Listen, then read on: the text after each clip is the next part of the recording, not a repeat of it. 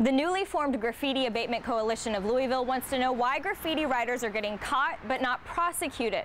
Police say they just don't have the resources, and even if they did, they can't spend the time or money focusing on misdemeanors. The illegal art form is as old as time. Even police admit graffiti isn't going away anytime soon. I'm not going to dedicate a detective to solely investigate graffiti and tagging. In response to an open records request for graffiti tagging and arrests being made, we were told it has been determined we have no records responsive to your requests. LMPD does not maintain a list of graffiti or tagging arrests. That's part of what sparked community advocate Josh White to form the Graffiti Abatement Coalition. I think that there's more that can be done. White has been meeting with community leaders and city officials to tackle graffiti one tagger at a time. One of the reasons why the coalition is here, we are going to go and see if we can get those resources put where they belong. He believes there's a disconnect in Louisville when it comes to reporting graffiti. Either people are doing it wrong or the reports aren't landing in the right hands. Is it true what he says about the reports getting lost in the system? I don't know. It depends on your definition of reports. LMPD's 5th Division Commander Major Mark Fox says he sees plenty of graffiti in the Highlands, but to arrest a graffiti writer, an officer must catch him in the act. We can have all the associative evidence and all the corroborating evidence in the world on a misdemeanor. The law says we have to see it. And he says that often doesn't happen. LMPD has bigger cases to deal with. I just don't have the manpower to dedicate to one job in particular. It's a huge disappointment if he's going to say that there's this problem which is plaguing our district, our city, and he's saying that no matter how, if he had all the resources in the world, I mean, if I got him like 20 extra police officers, either he wasn't thinking big enough, but I mean, if he had the extra resources for this purpose, why not use them? It's a misdemeanor. And if I got an additional 2 or 3 detectives, you know, I have caseloads that we could justify working. So Josh White is coming up with solutions. He's taking Boy Scouts out to paint over graffiti, also known as buffing, and he's launching a new program called Clean Slate, where graffiti writers are hired to paint murals throughout Louisville neighborhoods. We want Louisville to become a mecca of street art.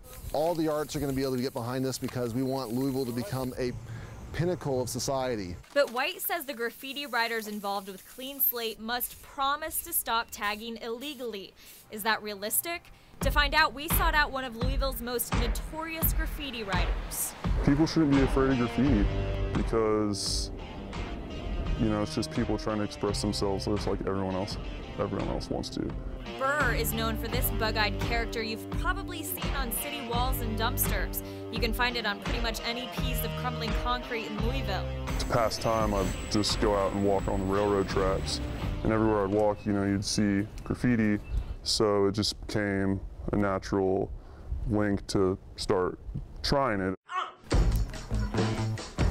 After we promised to keep their identity secret, Burr, along with local graffiti writer Game, took us to an unnamed location to give us an inside look of the subculture that is Louisville graffiti. Graffiti is the largest art movement in history.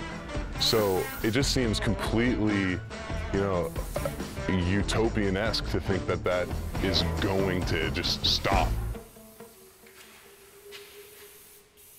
I feel that I should have the same right to express myself as Coca-Cola does on that billboard. Both graffiti writers are open to the idea of Clean Slate. I think if you asked any graffiti writer in Louisville if they wanted to paint a mural, they would say, well, absolutely. Just give me some paint and I'll be there. Just tell me when. I like his intentions as far as promoting artwork and promoting murals in Louisville. But both agree while painting murals will give them the peer recognition they desire as artists, it doesn't allow them the same freedom of expression that graffiti does. That's how graffiti first boomed from the subway to the streets, as they said, well, we don't want graffiti on the subway anymore. And the graffiti writer said, well, fine, take the subway, we'll take the streets. There's no stopping it.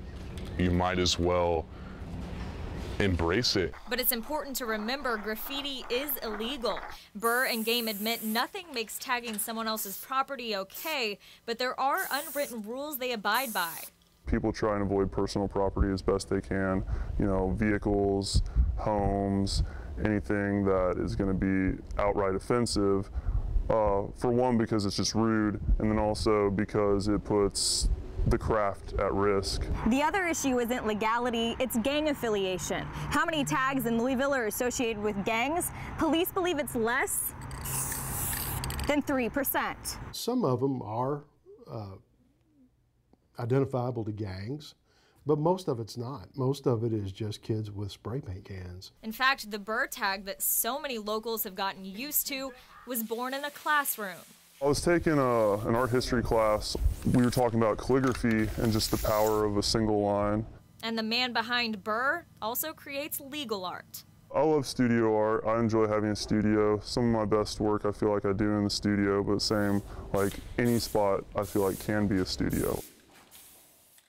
Graffiti writers tell me no one is going to win the war on graffiti because if each new tag is a battle, the fight will likely go on forever. Emily Muir, WDRB News.